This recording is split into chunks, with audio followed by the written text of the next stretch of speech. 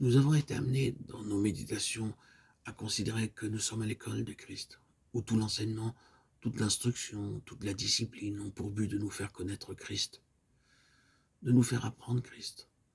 Non pas apprendre ce qui concerne Christ, mais apprendre Christ. C'est là le point où nous trouvons la plus grande difficulté à essayer de rendre les choses simples et claires. Nous pourrions relever tout ce que nous possédons concernant Christ comme doctrine, comme enseignement, mais ce n'est pas ce que nous voulons. Ce n'est pas ce que le Seigneur veut. C'est Christ lui-même.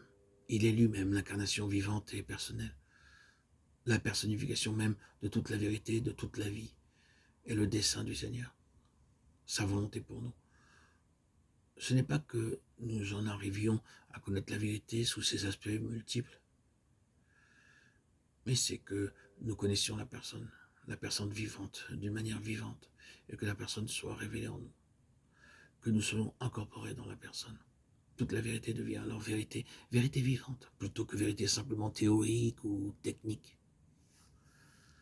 Seulement, quelques mots de répétition ici.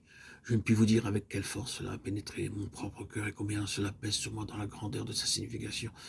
Dieu, partout où les choses sont en danger de s'éloigner de sa pensée tout entière et complète, cherchera toujours à présenter à nouveau une révélation fraîche de son Fils. Il ne conduira pas à une restauration des vérités en tant que vérité. Il ordonnera tout ce qui est nécessaire par une révélation nouvelle de son Fils, par une vision, une présentation de son Fils dans sa plénitude.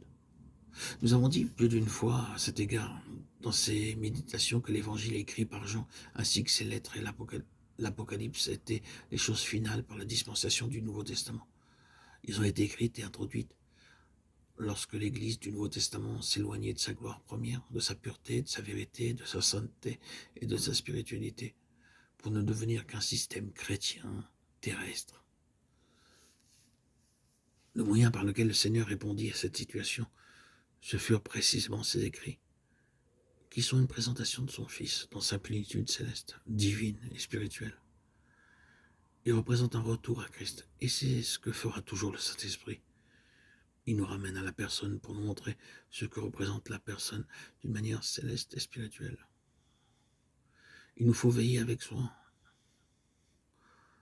lorsque nous passons des évangiles aux épîtres, à ne pas prendre, même inconsciemment, l'attitude d'avoir laissé les choses élémentaires pour nous engager dans quelque chose de moins élémentaire, c'est-à-dire à considérer les épîtres comme étant en avance considérable sur les évangiles. Elles ne le sont certainement pas. Les épîtres ne sont que l'explication des évangiles. Tout ce que nous trouvons dans les épîtres est là, dans les évangiles.